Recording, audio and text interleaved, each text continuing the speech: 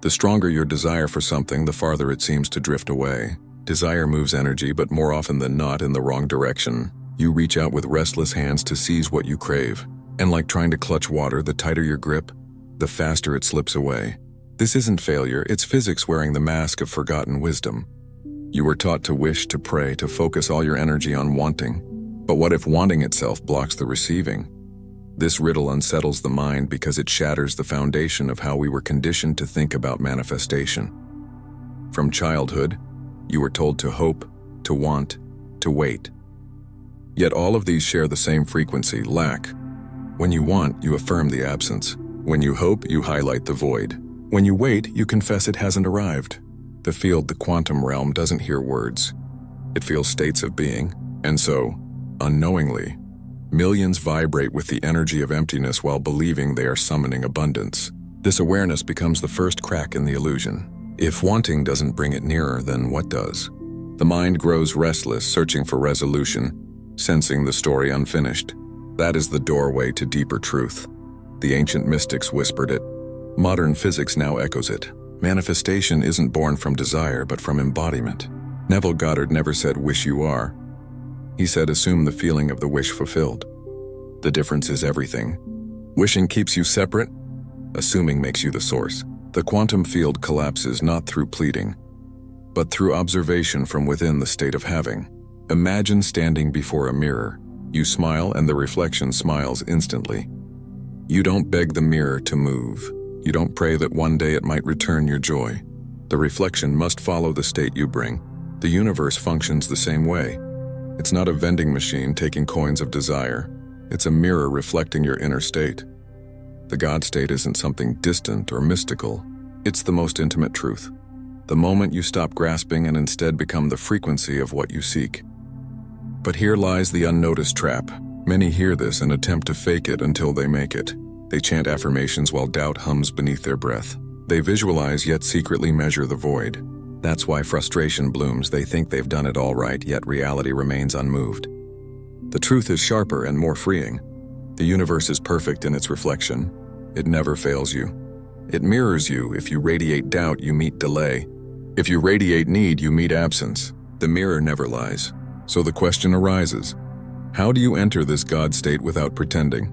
How do you embody when every cell screams with lack? The answer isn't in words, but in rhythm. The body carries a key older than thought and deeper than imagination. That key is the breath. Breath is the only act both automatic and conscious, a bridge between the seen and the unseen, between the subconscious and the deliberate. To shift the field, you must first shift the breath. But before revealing how breath collapses reality, we must see why breath has always been sacred and why science now confirms its hidden force. From yogic pranayama to Christian ruach to the Hebrew spirit, breath has always meant life force. Today, neuroscience proves that conscious breathing rewires the nervous system, aligns the heart, and tunes brainwaves. The ancients spoke of spirit. Science speaks of frequency. They're describing the same thing. Breath isn't just air, it's vibration embodied. Here lies the missing piece that turns paradox into revelation. You can't desire your way into manifestation, but you can breathe your way into embodiment. The paradox fades once you realize manifestation was never about asking the mirror to move. It was about becoming the movement itself. Every inhale collapses infinite potential into now. Every exhale releases resistance, loosening the grasp that traps you. In that rhythm, the impossible becomes inevitable. Most overlook that breath never lies. You can say affirmations with a chest tight from fear. You can visualize while breathing shallow gasps of survival. But when breath shifts, state shifts, and when state shifts, the field shifts. This is where the puzzle reveals its edge. The God state isn't about commanding the universe. It's about becoming so whole inside that the universe can only reflect your completeness. And yet, the true secret of how breath opens the doorway into that state still lies hidden. At the very center of quantum physics rests one of the most unsettling revelations ever made. Reality doesn't exist in a fixed form until it's observed. Werner Heisenberg called it the uncertainty principle. Particles drift in a haze of probabilities, existing in countless potential states at once. Only through observation does the wave collapse and one version of reality takes shape. In essence, nothing becomes solid until awareness chooses it. This isn't just a sterile law confined to laboratories. It is the living structure of how your life unfolds moment by moment, yet almost no one applies it to how they attempt to manifest. Here the secret begins to reveal itself. The true observer effect isn't your eyes watching the world. It's the state of consciousness you bring to the act of observing. You can look at your bank account through the lens of lack, and reality will collapse into more lack. You can view your relationships through the energy of unworthiness, and the world will mirror rejection. Life isn't punishing you, it's simply echoing the frequency you observe from. This is where Neville Goddard's teachings intertwine with Heisenberg's physics. Neville taught that you must assume the feeling of the wish fulfilled, not as poetry, but because the quantum field demands coherence between the observer and the observed. That is the true mystery of the God state. The God state isn't a distant heaven. It's the alignment where your inner frequency becomes indistinguishable from the reality you seek. In that state, there is no gap between you and what you desire. It already is. Here's the revelation that shocks even the physicist's mind. Every version of reality already exists as a probability wave. The only missing ingredient is the collapse. And collapse is triggered not by hope, but by state. This is why desire fails. Desire leaves you standing outside, gazing at the probability wave but never touching it. You become the scientist who only measures possibilities yet never dares to interfere. Embodiment, however, makes you the catalyst. The universe isn't waiting for your words, your vision boards, or your desperate affirmations. It's waiting for resonance. Just as a tuning fork hums when placed beside another tuned to the same frequency, the quantum field collapses to match the vibration you hold. The God state is that vibration, the frequency of certainty, completion already being. Science itself now echoes this truth. Coherence is the sign that the body has aligned with the field. Studies of heart rate variability show that when the heart and brain synchronize, the electromagnetic field they generate expands and strengthens. This isn't mysticism, it's measurable. In moments of deep meditation, love, or gratitude, the body becomes a transmitter of coherence. The mystics called it divine union. Physicists call it coherence. Both are pointing to the same doorway. The God state is that measurable harmony where the inner observer and the outer probability field lock into one rhythm. But one question remains unsolved. How do you shift from the chaos of thought into this coherence? Most people try to think their way there, but thought is scattered, too restless, too divided. The brain alone cannot stabilize frequency. It flickers between past and future, desire and doubt. That's why Neville taught feeling, not thinking, and why science agrees that the key lies in the body, not the intellect. When the body enters coherence, the wave collapses precisely. The observer is no longer divided. The God state doesn't appear through struggle, but through resonance. Now pause and see what this means. If the collapse of reality depends on your state, then every single moment of your life is living proof of what you've been embodying all along. Every so-called failure to manifest isn't failure at all. It's proof of flawless physics unfolding. The field is ruthlessly honest, reflecting not what you want, but who you are. And that honesty is freedom, because it means the power was never outside of you. It was never about earning the universe's favor. It has always been about coherence. The God state is simply the condition in which nothing within you contradicts the outcome you seek. You're no longer a beggar knocking at the gates of reality. You are the gate. Yet one question hums quietly beneath this realization. If thought cannot unlock the God state, and desire keeps you trapped outside it, what then is the practical doorway into coherence? The answer has been hiding in plain sight since the very first breath you took, the rhythm of the breath itself. Every inhale, every exhale is a rehearsal of creation and collapse, a chance to unite observer and observed. But how? How can something as ordinary as breath become the key to the extraordinary? That is the secret waiting to be revealed. Stay close to this thread, because the missing piece of the puzzle is about to sharpen into view. From the moment you entered this world, breath has been the hidden rhythm of your existence. It is the one act that connects the unconscious with the conscious, the automatic with the intentional. You breathe without effort, yet you can also guide it with full awareness. That dual nature is no coincidence, it is design, a key placed within your body, bridging survival and creation, probability and collapse. Yet most people live and die breathing mechanically, never realizing they carry within them the very mechanism capable of transforming their entire reality. Science now affirms what the ancients sensed long before the language of neurons or quantum fields existed. Research on breathing reveals that the way you inhale and exhale governs the autonomic nervous system. A deep, steady breath activates the parasympathetic response, slowing the body, lowering cortisol, and ushering in coherence, where the heart and brain begin to move in perfect rhythm. In that alignment, brain waves slow, perception widens, and the electromagnetic field of the heart grows stronger and more ordered. This is not philosophy, it's measurable physics. And what mystics once described as spirit, prana, or ki all, point to the same truth. The breath changes the body's frequency, and that frequency instructs the field. But why does breath hold such immense power in the art of manifestation? The answer is found in its rhythm. Inhalation expands, exhalation releases.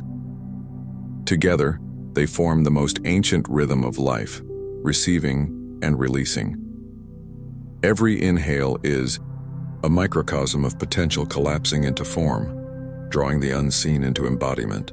Every exhale is surrender, the dissolving of resistance and control.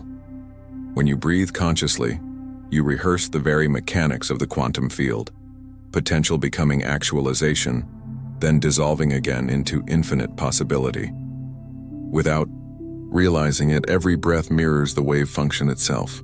This is why nearly every spiritual tradition built its deepest practices around breath. Yogis shaped pranayama not merely for calm, but to command states of consciousness. Monks whispered sacred syllables through each inhale and exhale, linking breath to vibration. Even the Latin spiritus, the root of spirit, means both breath and life force. Across cultures and time, breath has been the signature of presence, and in manifestation, presence is the true currency that collapses reality. Because when you are wholly present, not scattered across the ghosts of the past or the projections of the future, you stand in the God state, the place where you are whole, complete, coherent. Yet here lies the missing piece most overlook. Breathing alone is not enough. You breathe every moment, and still you may feel lack, tension, or separation. The difference lies in how you breathe and what you anchor into that rhythm. Shallow breathing traps you in survival. It keeps your nervous system signaling threat, your thoughts repeating lack, your state radiating incoherence. Conscious breathing, however, reverses the signal. It tells every cell you are safe, whole, and aligned.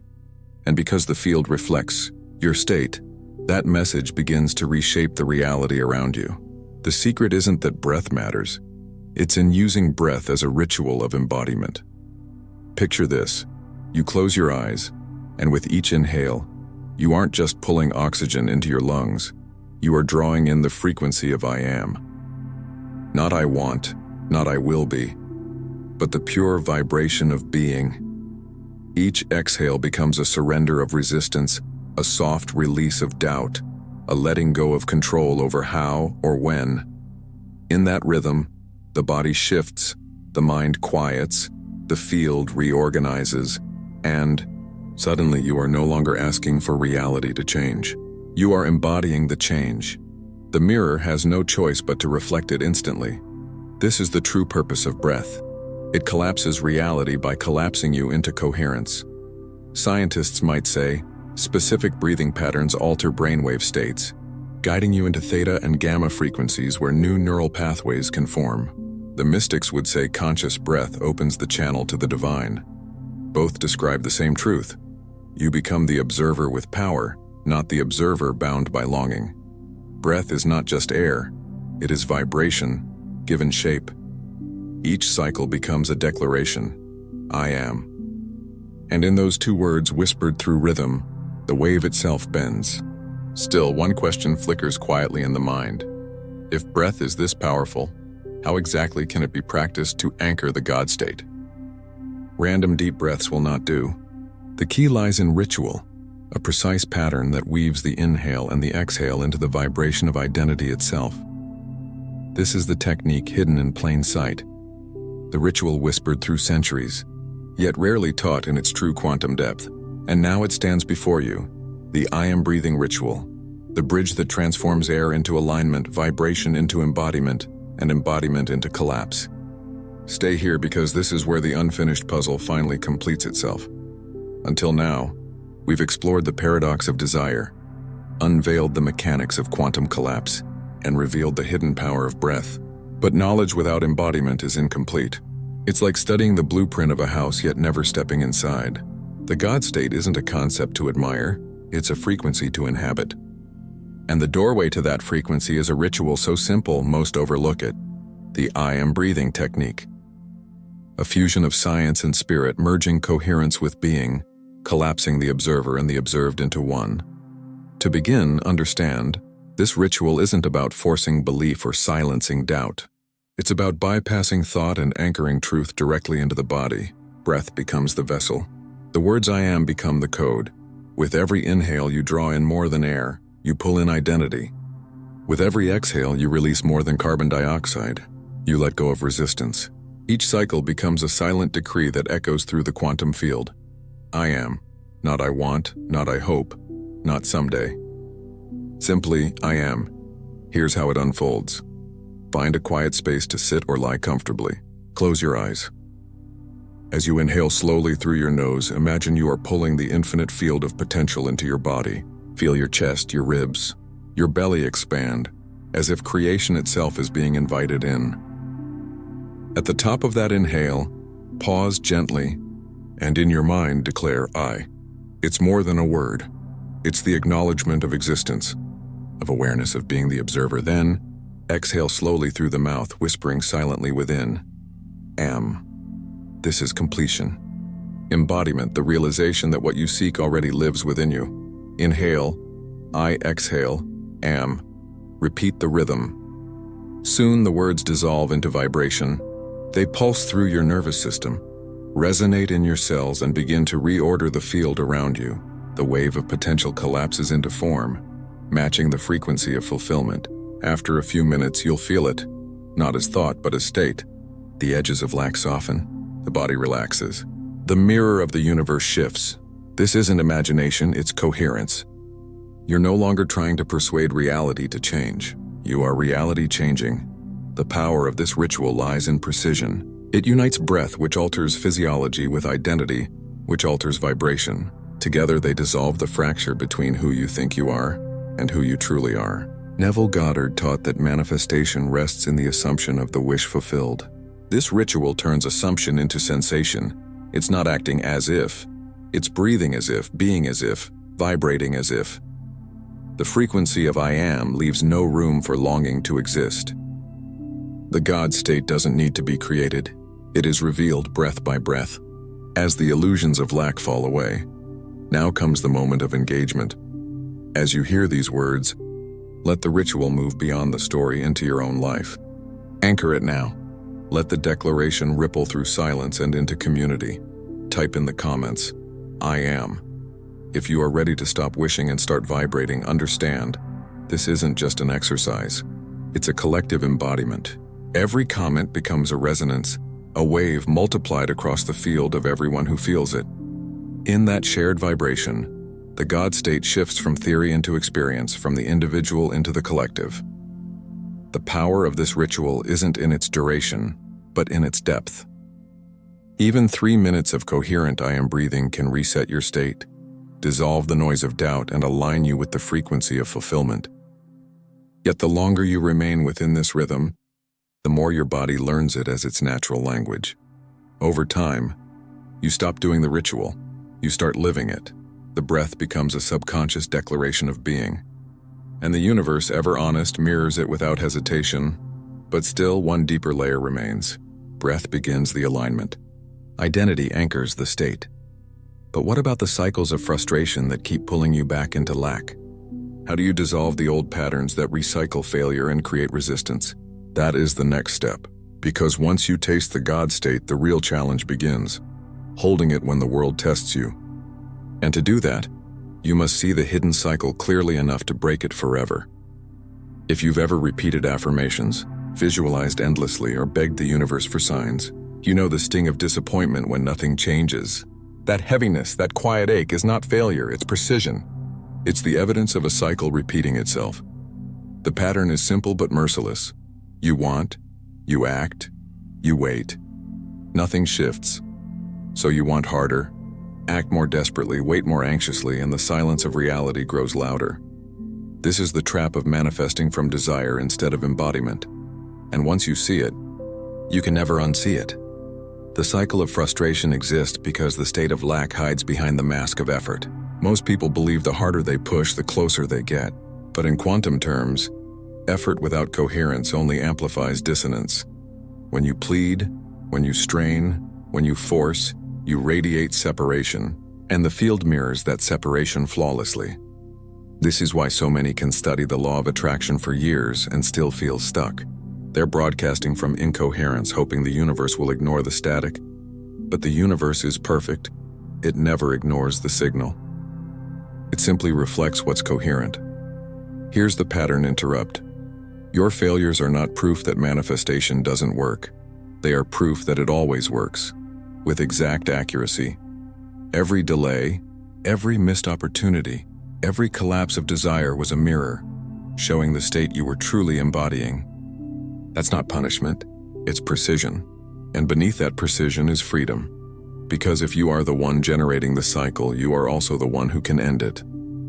So how is it broken? Not through effort, not through stacking more rituals or forcing more belief. The cycle ends the moment you shift identity from lack to embodiment. When you stop chasing the outcome and begin living the state, think of it like a radio. A radio never begs the station to play the song it loves. It doesn't plead, it simply tunes. You are that receiver.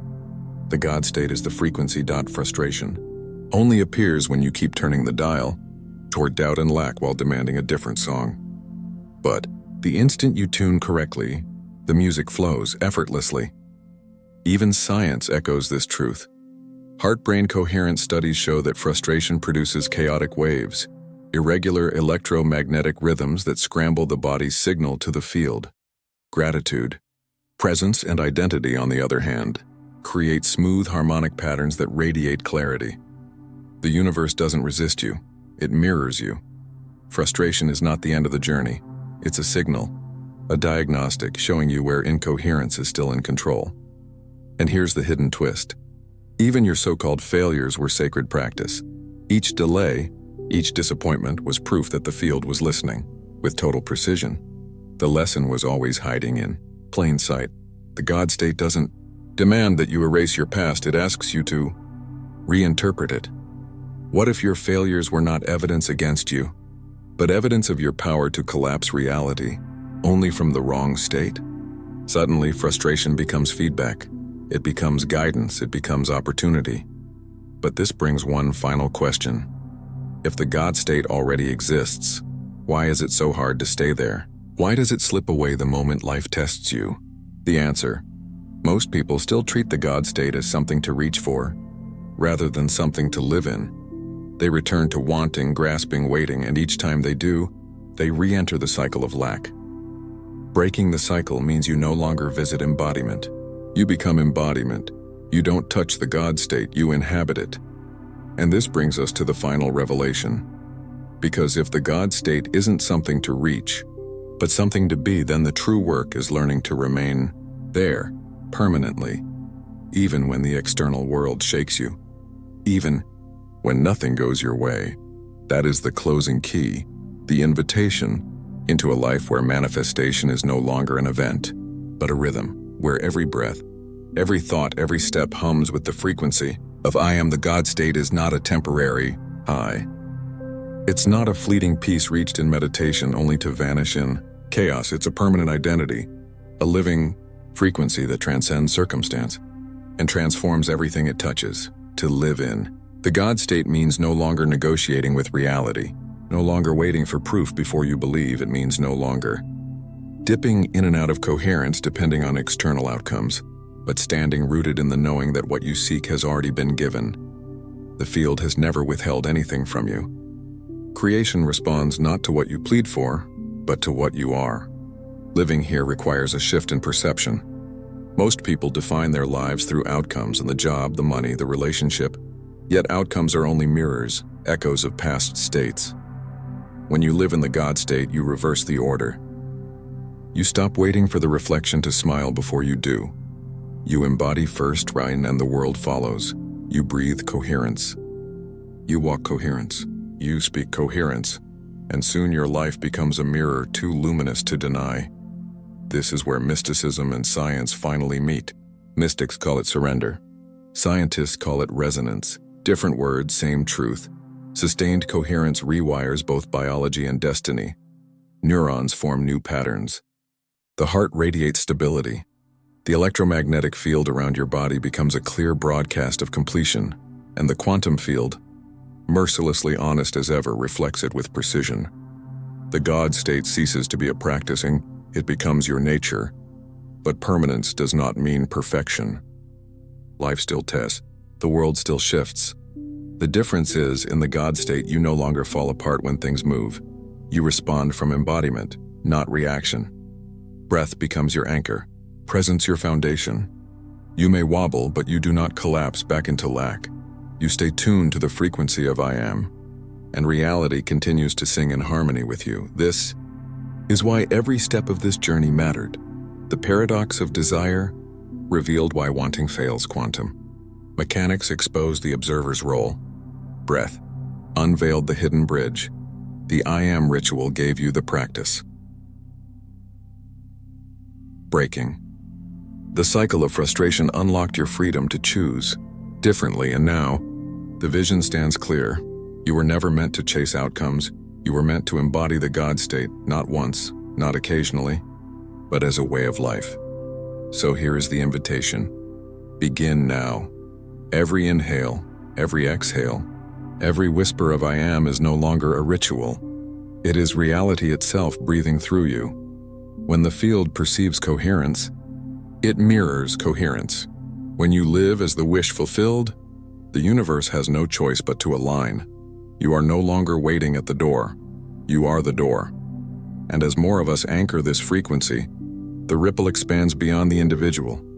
It becomes movement, community, collective embodiment, the awakening of the God state.